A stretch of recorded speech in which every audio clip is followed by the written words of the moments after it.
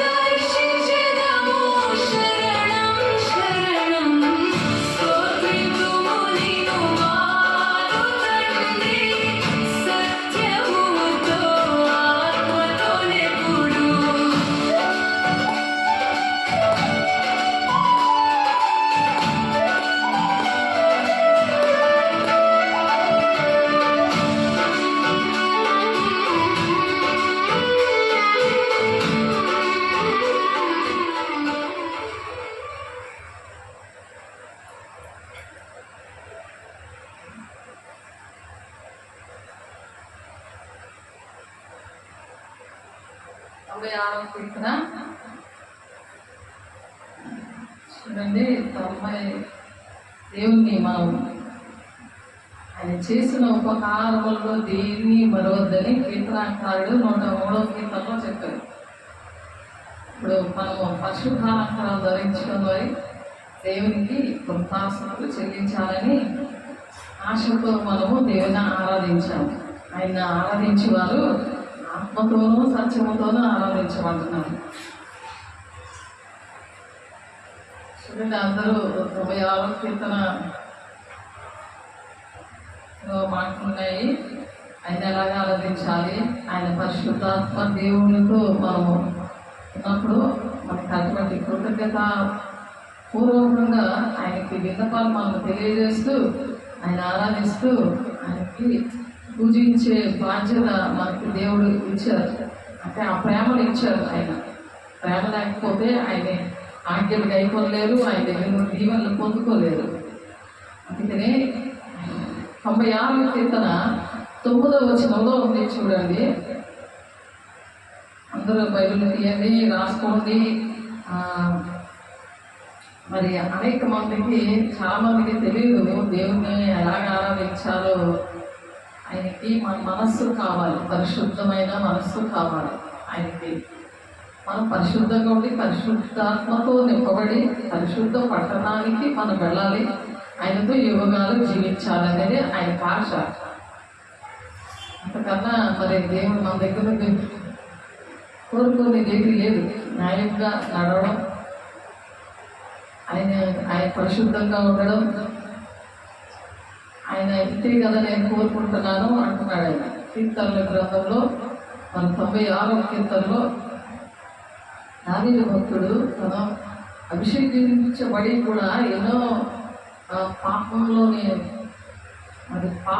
చిక్కబడి కూడా ఆయన మళ్ళా విడుదల పొందుతున్నాడంటే ఆయన ప్రేమించడం బట్టి, ఆయనతో సహవాసం చేయడం బట్టి, సరి చేసుకోవడం బట్టి ఆయన ఏ విధంగా జీవించాడో. మరి ప్రతి ఒక్కరు మానవులుగా ఉండి కూడా అనేకమైన పాపంలో పడిపోతుంటారు. అందుకని పరిశుద్ధ అలంకారాలు ధరించుకోవాలి. పరిశుద్ధ అలంకారంలో ధరించుకొని యెహోవాకు నమస్కారం చేయడి సర్వజనులారా ఆయన సన్నిధిని వణకండి అంటున్నారు. అంటే ఒక భయం ఉండాలి. ఒక భయం ఉంటే ఆయన దగ్గర ఆ విధంగా భయముతో వణుకుతూ మనము దేవుణ్ణి పరిశుద్ధంగా ఉంటూ దేవుని రాజ్యం మనం వెళ్ళగలం.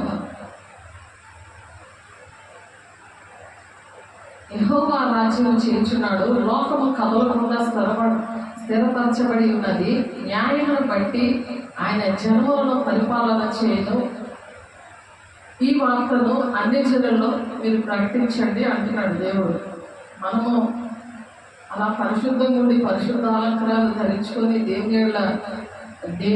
దేవునికి నమస్కారము చేసి సర్వభూజనులారా ఆయన సన్నిధిని వనకండి మీరని మనం చెప్పగలిగి ఉండాలి. మనకు భయము ఫస్ట్ రావాలి. మనకు భయం ఉంటే తర్వాత ఆ భయము అనేది ప్రజలకి ఆయన రూపం ఏంటి, ఆయన ఏ విధంగా ఉన్నాడు, ఆ సత్య దేవుడు ఆయన ద్వారా ఏ కార్యాలు జరుగుతాయి, ఏ విధంగా ఆయన మాట్లాడుతాడు, ఆ విషయాలన్నీ మన సాక్ష్యాల ద్వారా మన దేవుడు అనేకమైన కార్యాలు అవి చేశారు కాబట్టి మనం అవి చెప్పగలము. యోహాను గారు రాస్తున్నారు 20వ అధ్యాయంలో 30-31 వచనాల్లో, మరియు అనేకమైన ఇతర సూచక్రియలను యేసు తన శిష్యుల ఎదుట చేశాను, అవి ఈ గ్రంథమందు రాయబడి ఉండలేదు కానీ యేసు దేవుని కుమారుడని క్రీస్తు అని మీరు నమ్మునట్లును నమ్మి ఆయన నామమందు జీవము పొందునట్లును ఇవి వ్రాయబడెను. మనము జీవము పొందాలని, మనము కూడా జీవము పొందడం అంటే పనికొచ్చే వారిగా ఇతరులకు మనం పనికి రావాలి. ఎవరో నేనెవరో, నీ మతం వేరు, నీ కులం వేరు, నీ దేశం వేరు, నీ కుటుంబం వేరు, అలాగా ఉండడానికి దేవుడు ఆయన సూచక్రియలు మన జీవితంలో చేయలేదు. ఎన్నో సూచక్రియలు, అనేకమైన ఇతర సూచక్రియలు ఆయన శిష్యులు ఎదురు చేశారు. సేవకులు కూడా మరి శిష్యులుగా ఉన్న మీ ఎదురుగా చేశారు. అందుకని మనము దేవుని ఆయన నామమందు జీవం పొందినట్లు ప్రతిదీ కూడా వాక్యంలో దేవుడు రాశారు. మనం కూడా మన ద్వారా కూడా దేవుడు చేయించారు. యోహాను సువార్తలో ఆ మాట ఉంటుంది, మనం కూడా చేస్తామని. నేను తండ్రి వద్దకు వెళ్ళుచున్నాను కనుక నేను చేయు క్రియలు నా యందు విశ్వాసం వచ్చేవాడును చేయును. మన విశ్వాసం గురించి చాలా విషయాలు మనం ఈ వారంలో చెప్తున్నాము. అలా విశ్వాసం ఉన్న వాళ్ళు కూడా మరి దేవుడు అనేకమైన సూచక్రియలు చేసి జీవించేవారు కాదు. ఆయన ఆత్మ మనలో ఉన్నప్పుడు ఆ జీవాత్మ ఏం చేస్తుందంటే అనేక మందిని జీవింపచేస్తుంది. దేవునికి మహిమ కలుగును గాక. అనేకమైన అద్భుతాలు దేవుడు మన ద్వారా కూడా దేవుడు చేయించాడు. 26 సంవత్సరాల్లో సేవా జీవితంలో దేవుడు నాకు ఇచ్చిన శిష్యుల ద్వారా అనేకమైన అద్భుత కార్యాలు కుటుంబంలో సంఘంలో చేశాడు. బయట కూడా వెలుపల వారి దగ్గర కూడా వాళ్ళెవరూ తెలియకపోయినా సరే మరి ఫోన్లోని మామూలు సంఘంలోని కూడా దేవుడు చేశాడు. మన దేవుడు నమ్ముకున్నా నమ్ముకోకపోయినా విడిచి వెళ్ళిపోయినా వాళ్ళందరికీ గుర్తుండేటట్టుగా దేవుడు కార్యాలు చేశాడు. ఎందుకంటే విశ్వాసం, నా యొక్క విశ్వాసం నుంచి వాడును చేయును అని చెప్తున్నారు. ఆయన ఎందుకు మనం భయంతో వణుకుతో పరిశుద్ధాలంకారాలు ధరించుకొని విశ్వాసం మనం ఆయన ఎందుకు ఇచ్చినప్పుడట వాటికంటే మరి గొప్పవి అతడు చేయని మీతో నిశ్చయముగా చెప్పుచున్నాను అంటున్నారు. అంతకన్నా గొప్పవి అంటే అనేకమైన అద్భుత కార్యాలు చేశారు కదా. ఆ విధంగా దేవుడు శిష్యులతో కూడా చేయించారు. శిష్యుల మనల్ని కూడా తయారు చేసే మన ద్వారా కూడా సంఘం ద్వారా కూడా చేయించారు. ఆత్మీయ బిడ్డల ద్వారా కూడా చేయించారు. దేవునికి మహిమ కలుగును గాక. ఈ 70 మంది శిష్యులు సంతోషంతో తిరిగి వచ్చి ప్రభా దెయ్యములు కూడా నీ నామం వల్ల మాకు లోబడుచున్నవి అని అన్నారు. సార్ అన్నాడు 70 మంది శిష్యులు సంతోషంతో వచ్చి ఇంటి దేవా మా వల్ల దెయ్యాలు కూడా కొనుక్కుపోతున్నాయి అనేసి, దేవుడు కూడా నీ నామమున మాకు లోబడుచున్నవి. ఆయన సాతాను మెరుపు వల్ల ఆకాశం నుండి పడుతూ చూచింది, ఇదిగో పాములను తేళ్లను నొక్కడకు శత్రువు బలవంతటి మీదను మీకు అధికారం అనుగ్రహించున్నాను, ఏది మీకు అంత మాత్రము హాని చేయదు అని చెప్తున్నాడు. ఆయన ఎప్పుడైతే మన భయముతో వణుకుతో పరిశుద్ధాలంకారాలు ధరించుకొని కృతజ్ఞతాపూర్వకంగా దేవునికి విన్నపాలు తెలుస్తూ దేవుడిని ప్రేమిస్తామో ఆనాడు మరి శిష్యులతో దేవుడు చేసిన ఆ విధానము మన జీవితాల్లో కూడా దేవుడు చేయగలుగుతున్నాడు. దేవునికి మహిమ కలుగును గాక. లూకా 10:17-19 వచనాల్లో మనకు అటువంటి విశ్వాసాన్ని దేవుడు ఇచ్చినందుకు దేవునికి ఎన్నో కృతజ్ఞతాస్తుతులు చెల్లిస్తున్నారు. అలాగా మనం నమ్మాలి, దేవుడిని నమ్మాలి. దేవుడు ఎక్కడున్నాడో మనకు కనిపించట్లేదు అనుకుంటారు, కానీ దేవుడు మనిషిలోనే ఉంటాడని మనం వాక్యం చెప్తున్నాం. ఎవరైతే దేవుని మాట వింటారో, దేవుని ఆజ్ఞలు పాటిస్తూ ఉంటారో, దేవునికి ఇష్టంగా ఉంటారో వాళ్ళలోనే ఆయన అడ్డైన దేవుడు కుమారుడు పరిశుద్ధాత్మ దేవుడు నివసిస్తాడని వాక్యం మనం చెప్పుకున్నాము. అలా చెప్పుకున్నప్పుడు మరి వాళ్ళు దేవుడు మనలో ఉన్నాడు అని నమ్మిన వాళ్ళతో దేవుడు ఆ సూచక్రియలు చేస్తూ మరి నమ్మిన వారి వల్ల నమ్మిన వారి వల్ల ఈ సూచక్రియలు కనబడను అని చెప్పి అవేవనగా అని చెప్తున్నాడు దేవుడు. మరి ఏంటంటే మన ద్వారా దేవుడు అనేకమైన సూచక్రియలు చేస్తారంటున్నారు. అవేంటంటే మార్కు సువార్త 16:17లో ఎలాగనగా నా నామమున దెయ్యములు వెళ్ళగొట్టెదరు, కొత్త భాషలు మాట్లాడతారు, పాములను ఎత్తుపట్టుకుంటారు, విషకరమైనది ఏది తాగినా సరే వారికి ఏమీ జరగదు అనుంది అక్కడ. ఇక్కడ ఎప్పుడంటే పరిశుద్ధాత్మ దేవుణ్ణి మనం పొందుకున్నప్పుడు ఆ పరిశుద్ధాలంకరాలు వస్తాయి. ఆ పరిశుద్ధాలంకరాలు అంటే దేవుని యొక్క ఆత్మీయ ఫలము, ఆత్మ యొక్క వరాలు వస్తాయి అన్నమాట. ఆ వరాలు దేవుడు ఎప్పుడైతే దేవుని బిడ్డలకి భయంతో వణుకుతో దేవుని సన్నిధికి సర్వజనులారా రండి అని పిలుస్తున్నప్పుడు వస్తామో అప్పుడు అవన్నీ కూడా ఆన్ అవుతాయి. నేను భయంతో వణుకుతో వైజాగ్ నుండి విజయనగరం నాకు కలమంటే మరి బీబీలో శ్రీవటిఆర్ కాలేజ్లో చదువుతున్నప్పుడు దేవుడు మాట్లాడారు. వైజాగ్ నుండి బీబీలో వచ్చామో బీబీల నుండి విజయనగరం వచ్చాము ఆ దర్శనం పిలువను బట్టి. అప్పుడు ఎప్పుడైతే వచ్చానో అప్పుడే ఆ వరాలన్నీ కూడా ఆన్ చేశాడు దేవుడు. అప్పుడే ఈ కార్యాలన్నీ కూడా చేశాడు. దేవునికి మహిమ కలుగును గాక. దేవుడు చెప్పిన సంగతులన్నీ కూడా జ్ఞాపకం చేస్తాడు.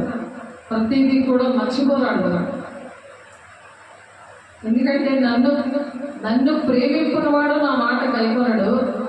మీరు వినుచున్న మాట నా మాట కాదు, నన్ను పంపిన తండ్రిదే. నేను మీ వద్ద ఉండగానే ఈ మాటలు మీతో చెప్పి తిని శిష్యులతో చెప్తున్నాడు ఆయన. నేను మీ వద్ద ఉండగానే మాటలన్నీ చెప్పాను. నన్ను ఎవరైతే ప్రేమించారో వాళ్ళ మాట విన్నారు. ఆ మాట వినకపోతే వాళ్ళ ద్వారా ఇటువంటి కార్యాలు జరగవు. భయముతో ఉనికితో ఉండరు, అహంకారంతో ఉంటారు. దేవుడిని అంటే లెక్క చేయరు. ఏదో దండం పెట్టేసుకొని వెళ్ళిపోవడమే కానీ నామకార్థంగా జీవిస్తూ ఉంటారు. దేవుడు రేపు పొద్దున్న లెక్క అడుగుతాడు, తీర్పులోని నిలబెడతాడు. ఇంతకాలం నీకు ఇంత ఆశీర్వాదాలు ఇచ్చాను, నువ్వు రక్షణ పొందుకున్నావు, నువ్వు నా కోసం ఏం చేసావు అని అడుగుతాడు. నీ కోసం నేను ఏమీ చేశాను కదా.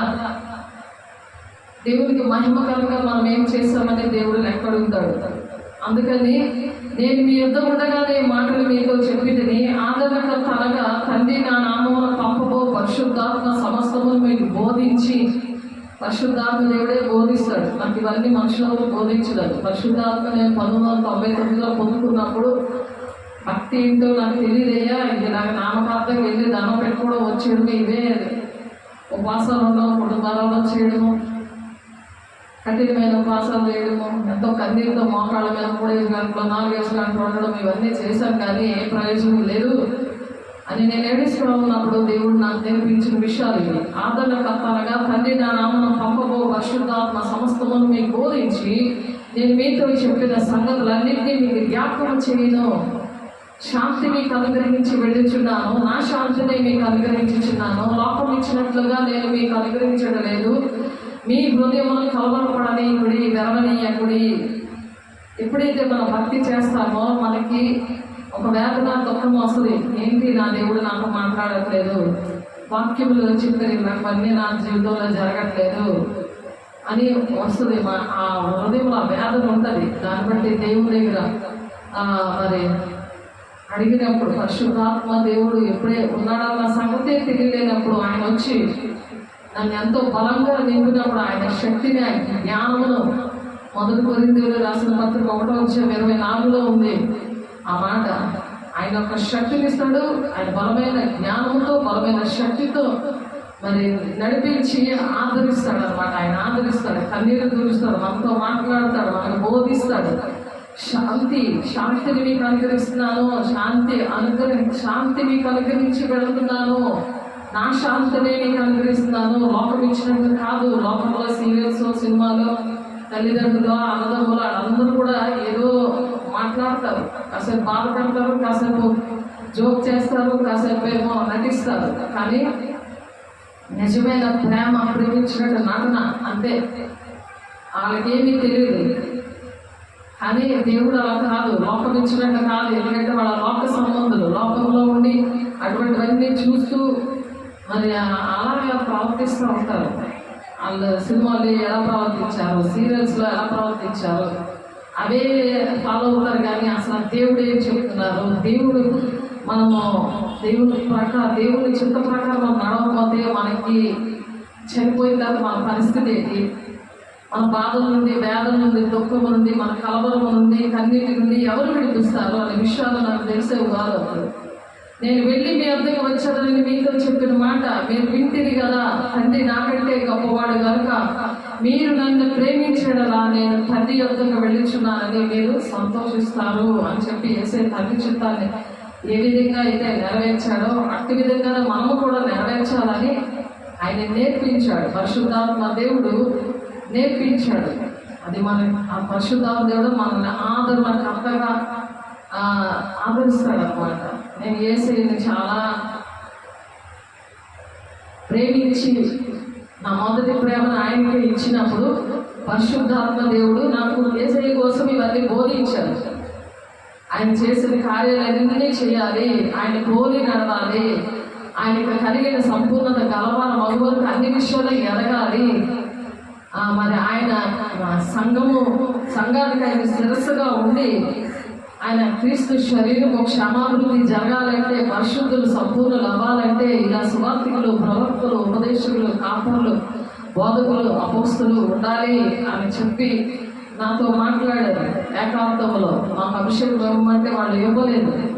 సువార్త పిలుపు వచ్చింది నా భర్తకి, కానీ సువార్తకి మేము అభిషేకించము అన్నప్పుడు, నేను ఏడ్చినప్పుడు దేవుడు సూటిగా ముఖాముఖ మాట్లాడిన విషయం అది. ఎఫెసీయులు రాసిన పత్రిక 4వ అధ్యాయము 13వ వచనంలో ఉందన్నమాట. అలాగే పరిశుద్ధుల్ని సంపూర్ణులుగా చేశాడు. ఆ పరిచర్య దేవుడు నాకు ఇచ్చాడు. దేవునికి మహిమ కలుగును గాక. అందుకని ఎప్పుడు కూడా మన జీవితాంతము నేను తండ్రిని వేడుకుందును, మీ వద్ద ఎల్లప్పుడూ ఉండేటిదే వేరొక ఆదరణకర్తను అనగా సత్య స్వరూపి యొక్క ఆత్మను మీకు అనుగ్రహించాను. లోకం ఆయనను చూడదు. లోకస్తులు ఎన్నో మాట్లాడతారు, పర్వాలేదులే మేమున్నాంలే, తలకొక పెట్టుకొని మేము నేను చూస్తాంలే అని మాట్లాడినారే కానీ వాళ్ళు ఇప్పటి వరకు కూడా చూడలేదు. ఈ క్షణము కూడా ఎవరు కూడా ఆ లోకం అనేది, ఎందుకంటే లోకము ఆయనైనా చూడదు. కానీ నేను చూశాను దేవుని కలవరము, ఆ కన్నీరు, దేవా ఇలా ఎప్పుడు బాధపడకూడదు అని ఎప్పుడైతే త్యాగపూరితంగా ఆయన తీర్మానం చేసుకొని నా జీవితాన్ని అంకితం ఇచ్చానో, ఆయనను లోకము ఆయనను ఎరుగదు కనుక ఆయనను పొందుకోలేదు. ఎవరు కూడా అన్నవాళ్ళు ఎవరు పొందుకోలేదు. దేవుడు క్రీస్తున్న బండ మీద నిలబెట్టేశాడు. ఆయన ఎవరి మీద ఆధారపడకుండా. ఎందుకు దేవుడు చెప్తున్నారు ఈ మాటలు? ఎందుకంటే అనేకమైన బిడ్డలు నశించుకుంటున్నారు. ఎంతోమంది కుంగిపోయి ఎంతో హార్ట్ పేషెంట్ లా తయారవుతున్నారు. బీపీలు, షుగర్లు వచ్చేసి వేదన, దుఃఖంతో మా పోషణలుగా మా పరిస్థితులు ఏంటి అని చాలా మంది కుమిలిపోతూ ఉంటారు. వాళ్ళ గొప్పటిలో కావచ్చు, పేదింట్లో కావచ్చు, ఏ మతమైనా కావచ్చు. కానీ దేవుడు ఎంతగా ప్రేమిస్తాడంటే, మిమ్మల్ని నేను అనాథలుగా విడిచిపెట్టనంటున్నాడు. మీ వద్దకు నేను వస్తాను, కొంతకాలం మీద తర్వాత లోకంలో మరి ఎన్నడూ చూడదు అంటున్నది. ఎందుకు ఎన్నడూ చూడను అంటున్నదంటే, ఇక్కడ ర్యాప్చర్ ఉంది చూడండి. ఆ బోర మోరగానే, ఈ బూర మోరగానే మనం దేవుడితో అనాథులుగా మనం లేము. దేవుడు మనతో ఉన్నాడు. పరిశుద్ధాత్మ దేవుడు నడిపిస్తాడు, ఆయన బోధిస్తాడు, ఆయన నడిపిస్తాడు, ఆయన ప్రతి పరిస్థితులను విడిపిస్తాడు. అందుకని మనల్ని అనాథులుగా విడవలేదు.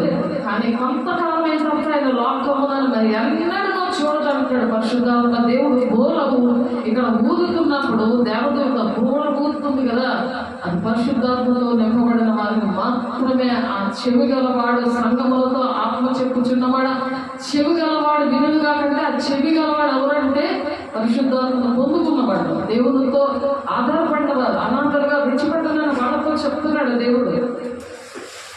అది లోకస్తులు ఏంటంటే సీరియస్లోనే, సినిమాల్లోనే, అందులోనే ఆనందం ఉంది, మనుషుల్లోనే ఆనందం ఉంది అనుకుంటారు. కానీ తండ్రి అయిన దేవుడు, కుమారుడు యేసయ్య, మరి పరిశుద్ధాత్మ దేవుడు, ముగ్గురిని మనము తండ్రి, కుమారు, పరిశుద్ధాత్మ దేవుడితో మనము లేనమైపోయి ఆయన మనలో నివసిస్తూ ఉన్నప్పుడు మనకు అటువంటి ధైర్యం ఇస్తాడు, అటువంటి ఆదరణ ఇస్తాడు. ఆయన స్తుతిస్తూ కొనియాడి పరిశుద్ధాలంకరాలు ధరించుకొని ఆయన నమస్కరించకుండా మనం ఉండలేము.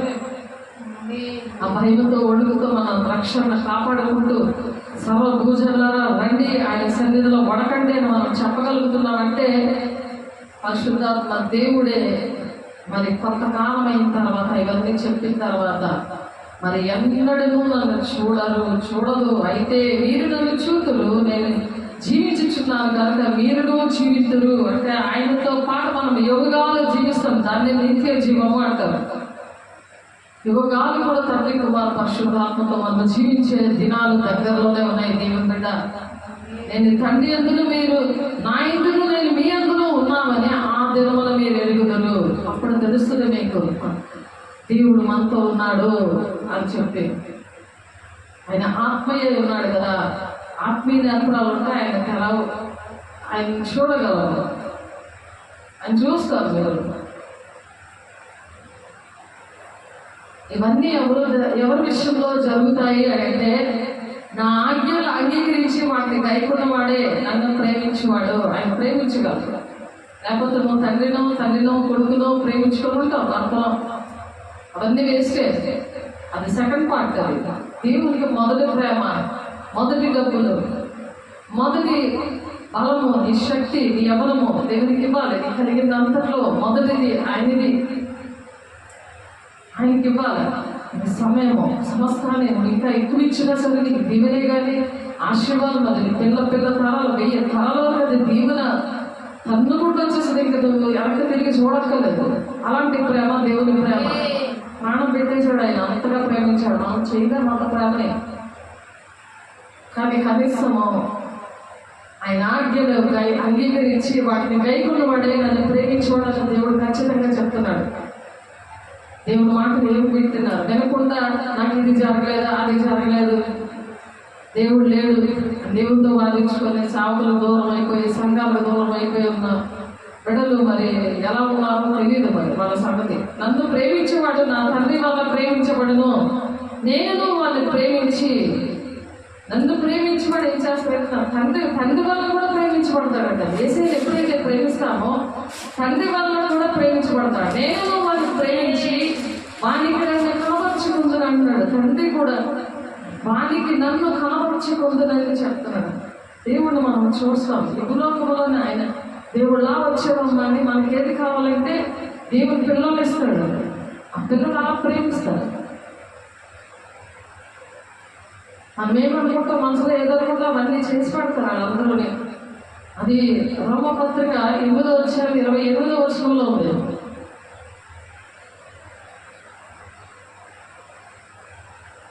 చూడండి, దేవుడిని ప్రేమిస్తారట, తనను ప్రేమించేవారు ఈ సమస్తము కూడా సమకూడి చేస్తారట. దేవుడు అన్నీ జరుగుతాయి అన్నమాట.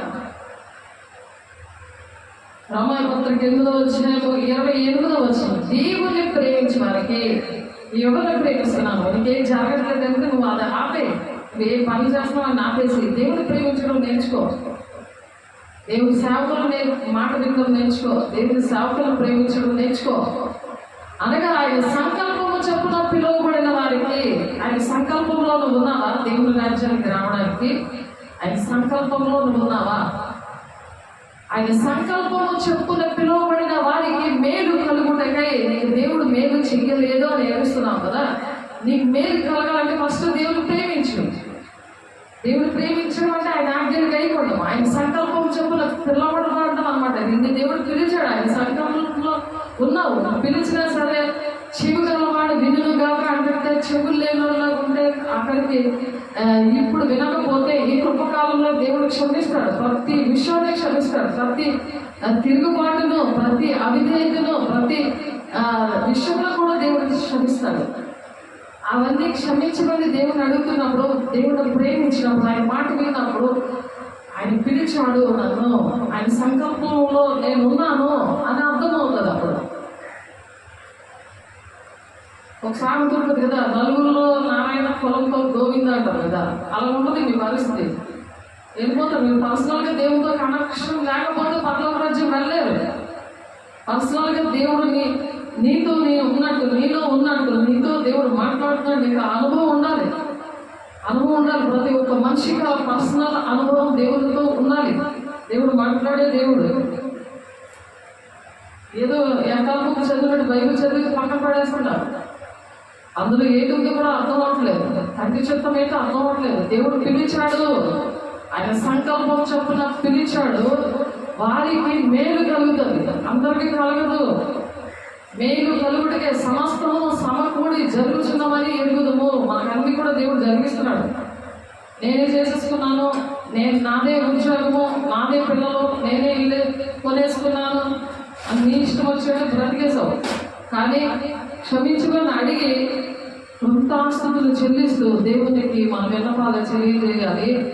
ఆయన ఆయన మాటలు వినాలి, దేవుడు పిలుపుకు తగినట్లుగా లోపడాలి. ఆయన శిరస్సుగా సంఘాలకు ఉన్నప్పుడు ఆయన శరీరంలో ఒక అవయవంగా గాయపరిచినట్టు అవ్వకూడదు. ఒక అవయవం పనిచేయట్లేదు అని అంటే అది అవిటిదారిగా ఉంటుంది కదా. మనం కాలుకి నొప్పి వస్తే మన కాలు సరిగ్గా నడవలేము, చెయ్యికి ఏదైనా దెబ్బ తగ్గితే మనం నడవలేము, కంట్లో ఏదైనా నలక పడితే చాలా బాధతో కన్నీళ్ళ మూసుకొని నడవడం మానే కదా. అలాగే సంఘము వెళ్తూ ఉంటుంది, ఉన్నా లేకపోతే వెళ్తూ ఉంటుంది. కానీ నీ వల్ల ఎంత నష్టం కలిగిందని ఆలోచించాలి. అది దేవుడు లెక్క అడుగుతాడు. దేవుడి బిడ్డ, దేవుని సంఘములో ఒక అవయవంగా దేవుడు మిమ్మల్ని నిర్ణయించినప్పుడు దేవుడు మాట వినాలి. ఆయన మేలు కలగాలంటే సమస్తము సమకూడి జరుగుతాయి. అప్పుడు అని ఎరుగుతుంది. ఎందుకంటే తన కుమారుడు అనేక సహోదరులు జ్యేష్ఠుడు ఉన్నప్పుడు దేవుడు ఎవరిని ముందు ఎరిగానో వారు తన కుమారుడితో సారూప్యము గలవారు అవుటకు వారిని ముందుగా నిర్ణయించాడు. ఆయన సారూప్యం, క్రీస్తు కలిగిన సంపూర్ణత గలవారు మొదలు అన్ని విషయాలు ఎదగడానికి, ఆయన రూపంలో ఎదగడానికి ఆయన నిర్ణయించాడు. నిన్ను అలా పిలిచి ఆయన రూపంలో నేను తయారు చేసి ఆయన గుణాలతో దేవుని లాగా వాడుకోవడానికి దేవుడు మనల్ని పిలుచుకున్నాడు. ఆ పిలవబడిన వారి విషయంలో చెప్తున్నాడు ఆయన, నిన్ను పిలుచునే నేను సంఘము, నాకు చెవులు లేవు, నేను వినట్లేదు, సంఘములతో ఆత్మ చెప్పుచున్న మాట చెవి గలవాడు వినుడుగా. కానీ ప్రకటన 2వ అధ్యాయం 3వ అధ్యాయంలో సంఘములతో సార్వత్రిక సంఘముతో మాట్లాడుతున్నాడు. కానీ దాని అర్థాలు ఏమి గ్రహించట్లేదు. ఎందుకంటే దేవుని స్వరం వినగలిగే చెవులు లేవు. దేవుని మాట వెళ్ళలేనందువల్ల, దేవుని ఆజ్ఞలు పాటించలేనందువల్ల ఆయన సంకల్పం చెప్పున పిలిచిన పిలుపు ఏంటో అర్థం కాలేదు. దేవుని బిడ్డ, దేవుడి పిలుపు తగినట్టుగా తండ్రి చిత్తాన్ని మన పట్ల మనం నెరవేర్చాలి. ఎందుకనగా తన కుమారుడు అనేక సహోదరులు జ్యేష్ఠుడు ఉన్నట్లు దేవుడు ఎవరిని ముందుగా వాళ్ళు తన కుమారుడితో సారూప్యం గలవారు ఒకటికి వారిని ముందుగా నిర్ణయించేశాడండి. ఎప్పుడో మనం నిర్ణయించాడు. తల్లి గర్భంలో రూపించబడక ముందే ఆయన నిర్ణయించాడు. ఆయన స్వారూప్యంలో మరి ఎవరిని ముందుగా నిర్ణయించినా వారిని పిలిచాడు. ఎవరిని పిలిచాడో వారిని నీతిమంతులుగా తీర్చాడు. ఉత్తనే మనకి మనంతా మనం ఏదో గొప్పకారం చేస్తాం, మన నీతి రాలేదు, మనకి అర్హత లేదు మనకు అసలు. అని దేవుడు ఎంచుకున్నాడు, పిలిచాడు, ఇష్టపడ్డాడు. అదే మనుషులు ఇష్టపడకపోతే వాళ్ళు ఎంత పరగడతాం, అలా మోసం చేస్తే బోర్మని ఏడ్చుకొని ఉంటాం జీవితం అంతా కూడా. అది ఎప్పటికీ కూడా గాయం మానదు. అది దేవుడు ప్రేమిస్తే ఎంతో సంతోషము సమాధానము అందులో ఉంటుంది. దేవునిలో వణుకుతూ సంతోషించండి అని ఉంది 96వ కీర్తనలో. అది సాగపడే భయంతో వణుకు సంతోషించండి ఉంది. కాబట్టి మరియు ఎవరిని ముందుగా నిర్ణయించిన వారిని పిలిచాడు, ఎవరిని పిలిచినా వారిని నీతిమంతులుగా తీర్చాడు. ఎవరిని నీతిమంతులుగా తీర్చాడో వాడిని మహిమపరిచాడు. మహిమ, గ్లోరీ, ఆయన యొక్క మహిమ కార్యం చేయడానికి దేవుడు ఆశ కలిగి ఉన్నాడు. మన పిల్లల పట్ల ఒక ఆశ కలిగి ఉంటాం కదా. అది చదువుతుంటాడు, చదివిస్తాము, ఎంతో డబ్బు ఖర్చు పెడతావు, అన్ని కొని పెడతావు, కానీ అది ప్రయోజనకరంగా ఉండదు. ఎందుకో తెలుసా? నువ్వు దేవుడు మాట వినలేనందుకు, నువ్వు దేవుడు మహిమను ప్రచురణ చేయలేనందుకు, నువ్వు తండ్రి మాట తండ్రి చేత నువ్వు నెరవేర్చలేనందుకు. ఏది విద్యుతారో అదే పంటకు వస్తారు. నువ్వు ఏ విధంగా వినలేదో అలాగే నీ పిల్లలు కూడా మాట వినకుండా అందుకే ఉండడానికి కారణం అది. ఆయన మాట విన్న వాళ్ళు 1000 తరాలను దీవిస్తాడు. ఆ దీవెలు పొందుకోకుండా 3-4 తరాల వరకు వచ్చే శాపము అది ఏలుబడి చేయకూడదని దేవుడు మరొక అవకాశం ఇచ్చాడు. దేవునికి మహిమ కలుగును గాక. మరియు ఎవరిని ముందుగా నిర్ణయించిన వారిని పిలిచాడు, ఎవరిని పిలిచాడో వారిని నీతిమంతులుగా తీర్చిదిద్దాడు, ఎవరు నీతిమంతులుగా తీర్చాడో వారిని మహిమపరిచాడు. కాబట్టి మన దేవుడు మన పక్షాలు ఉన్నాడు. మనకు విరోధి ఎవరు అని అంటున్నాడు పౌలు గారు. దేవుడు మన పక్షం ఉన్నాడు అంటాడు. మన పక్షం ఉండగా దేవుడు మన పక్షం ఉండగా మనకు విరోధి ఎవడు? నువ్వే విరోధిగా ఉండి నువ్వే తప్పేసుకుంటున్నావు. అదే అర్థం చేసుకోవాలి. దేవుడి మీద సేవకుల మీద పడి ఆడడం కాదు. ఆలోచించండి. వాక్యం చదవడం వచ్చు, రాసుకోవడం వచ్చు, ప్రార్థన చేస్తారు. ఎందుకు ప్రార్థన వెళ్ళాలంటే వాక్యానుసారంగా ఉండాలి. ప్రార్థన పశ్చాత్తాపం అనేది ఉండాలి.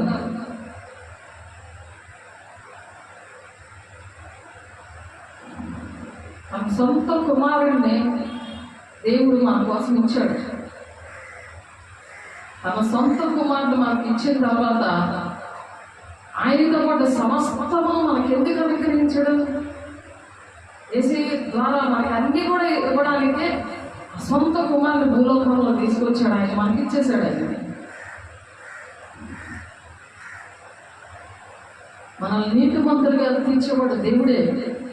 కాబట్టి మనం నీతిగా న్యాయంగా ఉండి దేవుని రాజ్యంలో ప్రవేశించాలని దేవుడు ఆశపడుతున్నాడు. దేవుని బిడ్డ, అందుకే దేవుడు ఆ దినాల్లో చేసిన ఆ దేవుడు ఈ దినాల్లో కూడా ప్రతి విషయంలో కూడా చేస్తున్నాడు. ఆ దినాల్లో బైబిల్లో ఉన్నాయి, అప్పుడు చేశాడు ఒకడు, ఇప్పుడు చేయలేదేమో అనుకుంటారు. కానీ ఎబ్రిల్ రాసిన పత్రికలో 1వ అధ్యాయంలో ఉంటుంది, అప్పుడు మాట్లాడే విషయాలని ఇప్పుడు మాట్లాడదేమో అనుకున్నాడు. మన జీవితంలో మాట్లాడాడు. మన జీవితాల్లో ఎన్నో చేశాడు దేవుడు. ఎన్ని కృతజ్ఞతాస్తులు చెల్లిస్తూ పూజలందరి దగ్గరికి కూడా రమ్మని పిలుస్తున్నాడు. పరిశుద్ధాలను ధరించుకొని ఆయనకి నమస్కారం చేసి పూజలందరినీ కూడా రమ్మని మనం పిలవాలి. వాళ్ళకు కూడా ఆశీర్వాదాలు మన ద్వారా కలగాలిగాక. అందుకు మనం మన రక్షణ కాపాడుకోవాలి. దేవుడు ఇచ్చిన తండ్రి చిత్తము ఆ విధంగా మనం నెరవేర్చగలిగి ఉండాలి. అదే దేవుడు లెక్క అడుగుతాడు. మనం చనిపోయినా ఆయన రాకడలో ఆయన వచ్చినా సరే ఆయన దగ్గర నిలబడి మనం చెప్పవలసిన విషయాలు అదే ఆయన అడుగుతారు. ఈ దినముల అంతమందు కుమారుని ద్వారా మనతో మాట్లాడాను. ఆయన కుమారుని సమస్తమును వారసుడిగా నియమించాను. ఆయన ద్వారా ప్రపంచములను నిర్మించాను. ప్రపంచాలనే దేవుడు నిర్మించాడు. ప్రపంచాలు ఆయన నిర్మించాడు. ఆయన ఆ కుమారుని సమస్తమునకు వారసులుగా నియమించాడు. సమస్తానికి కూడా యేసయ్యని వారసులుగా నియమించాడు. ఎవరినైతే పిలిచాడో వాళ్ళకి వారసత్వం ఇచ్చాడు. రారాజు బిడ్డలుగా వారసత్వం ఇచ్చాడు ఆయన. ప్రకటన 1వ అధ్యాయంలో 6వ వచనంలో ఉంటుంది, మనలను ప్రేమించి తన రక్తం వల్ల మన పాపం నుండి మనల్ని విడిపించి వారిని మహిమయు ప్రభావము యుగయుగములుగాక అని ఆమె కలుగులుగాక ఆమె. ఆయన మనలో తన తండ్రి యొక్క దేవునికి ఒక రాజ్యముగాను యాజకులుగాను చేసెను. దేవుడు ఆ యాజకులని ఒక రాజ్యంగా పరిశుద్ధ పట్టణంగా నిర్మించాడు. ఆయన వారసుని. ఇదిగో ఆయన మేఘవారుడే వచ్చుచున్నాడు. ప్రతి నేత్రం ఆయన చూచును. ఆయన పొడిచిన వారిలో చూచుదురు. పూజలందరూ ఆయన చూచి రొమ్ము కొట్టుకుందురు. అవును, ఆమె ఈ విషయాలు నిర్లక్ష్యంగా వింటున్న వాళ్ళు, నిర్లక్ష్యంగా పట్టించుకోకుండా ఉన్న వాళ్ళకి మరి రహస్య రాకడ అయిపోయాక బహిరంగ రాకడలో దేవుడు 7 శ్రమ దినాలు అవుతున్నప్పుడు వచ్చినప్పుడు 2వ రాకడలో అందరూ కూడా రొమ్ము కొట్టుకుంటారు. ఈ విధంగా అప్పుడే వచ్చేసాడు ఆ దేవుడు. సంఘమును కట్టుకొని వస్తాడు. రహస్య రాకడలో ఎవరైతే విన్నారో, ఎవరినైతే పెంచుకున్నాడో, మరి ఎవరినైతే మహిమపరిచాడో, ఆయన యాజకులుగా ఒక రాజ్యముగా ఆయన నిర్ణయించుకున్నాడో వాళ్ళని రహస్య రాకడలో తీసుకెళ్ళిపోతాడు. ఆయన పట్టుకొని ఈ ప్రకటన 1:7 వచనం ప్రకారం ఆయన పట్టుకొని వస్తాడు. ఆయన ప్రతి నేత్రము చూస్తుంది. భూలోకంలో మరి దేవుడు అనేకమైన పరిశుద్ధ పట్టణాలని నిర్మించాడు అని మనం కూడా చదివాం కదా. వాళ్ళందరూ కూడా చూస్తారన్నమాట. వాళ్ళందరూ కూడా చూస్తారు. ఆ దినమున అంతమందు కుమారుని ద్వారా మనతో మాట్లాడాను. ఆయన ఆ కుమారుని సమస్తమునకును వారసుడిగా నియమించాను. ఆయన ద్వారా ప్రపంచంలో నిర్మించబడను. ఆ ప్రపంచంలో అన్నీ కూడా చూసి నోపు కొట్టుకుంటాయి.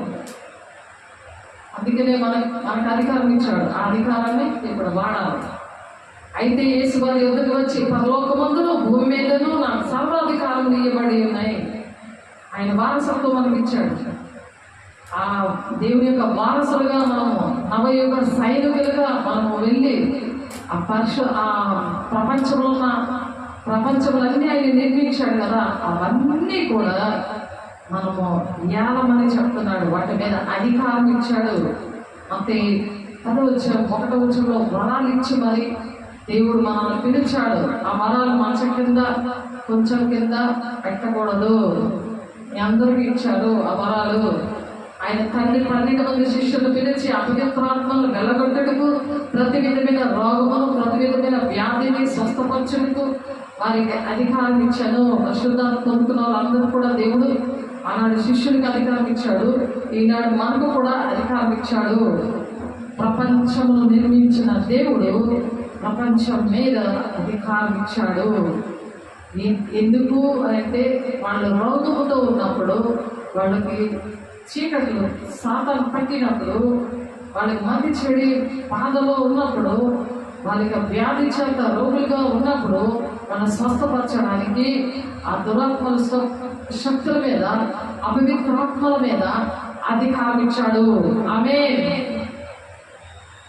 అదే అపోస్తలు, ప్రవక్తలు, ఉపదేశకులు, కాపరులు, బోధకులు ఆ పనులు చేస్తారు. అది చూడండి, మీరు పిలుపుకు లోబడ్డారా అది దేవుడు అడుగుతున్నారు. మీకు దేవుడు ఇచ్చిన వరాలు మీరేం చేశారు? మంచం కింద పెట్టద్దు అంటున్నాడు. దీపం స్తంభం మీద పెట్టబడుతున్నారు. అవి అలా పెడితే మన నమ్మకమైన మంచి దాసుగా అక్కడే అగ్నిగుండంలో వేసి అక్కడ ఏడుపు పళ్ళు కొరుకుని ఉంటుందని వాక్యం చెప్తుంది. కాబట్టి ఇప్పుడు సరి చేసుకోవాలి, అటువంటివన్నీ కూడా సరి చేసుకోవడానికి దేవుడు చెప్తున్నారు. మరి ఆయన సమస్తములకు ఆధారభూతుడిగా ఉన్నాడు, సమస్తానికి కూడా ఆధారం ఆయనే అని చెప్పాలి గురుజనులందరికీ కూడా. కొలస్సీయులకు రాసిన పత్రికలో 1వ అధ్యాయము 15 నుంచి 18 వచనాలు ఉంది. ఆయన అదృశ్య దేవుని స్వరూపే సర్వ సృష్టికి ఆది సంబూతుడై ఉన్నాడు. ఏలైనగా ఆకాశముందున్నవి, భూమి అందున్నవి, దృశ్యమైనవి కానీ అదృశ్యమైనవి కానీ, అవి సింహాసనములైనను, ప్రభుత్వములైనను, ప్రధానులైనను, అధికారులైనను, సర్వమును ఆయన సృజించబడెను. సర్వమును ఆయన ద్వారాను ఆయనను బట్టి సృజించబడెను. ఆయన అన్నిటికంటే ముందుగా ఉన్నవాడు, ఆయనే సమస్తమునకు ఆధారభూతుడు. సంఘము ఆ శరీరమునకు ఆయనే శిరస్సు. ఆయన యొక్క అన్నిటిలో ప్రాముఖ్యము కలుగు నిమిత్తము ఆయన ఆది అయ్యుండి మృతుల్లో నుండి లేచుటలో ఆది సంభూతుడయ్యను. సేమ్ మనం కూడా అలాగే ఆది సంభూతులుగా మనం మృతుల్లో నుండి లేపిస్తాము. అదే ర్యాప్చర్. మనకు మరణం ఉండదు, ఎప్పుడు కూడా జీవము, ఆయన పిల్లలుగా ఆయన వారసత్వం అన్నమాట. అది అటువంటిది వదులుకొని ఆయన ఆ వారసత్వం ఎలాగొచ్చిందంటే, ఆయన పిలుపుకి లోబడినప్పుడు, ఆయన నిబంధనలకు లోబడినప్పుడు వస్తుంది. ఎందుకు వచ్చింది? ఆయన శిలువ రక్తము చేత సంధి చేసి ఆయన ద్వారా సమస్తమును, అవి భూలోకమందుగైనను పరలోక సంబంధులుగైనను, వాటినన్నిటిని ఆయన ద్వారా తనతో సమాధానం పంచుకున్నవాలని తండ్రికి అభిష్టమైంది, ఎంతో ఇష్టమైంది. నా పిల్లలతో నేను యుగాలు ఉండాలి అని చెప్పి ఆయనకి అంత ఇష్టమైంది. దేవుని పిల్లలు అంత ఇష్టంతో ఆయన ఆ విధంగా ఇష్టపడి ఆయన చేశాడు, మనల్ని ఆ విధంగా ఎంచుకున్నాడు. ఆయన ఆది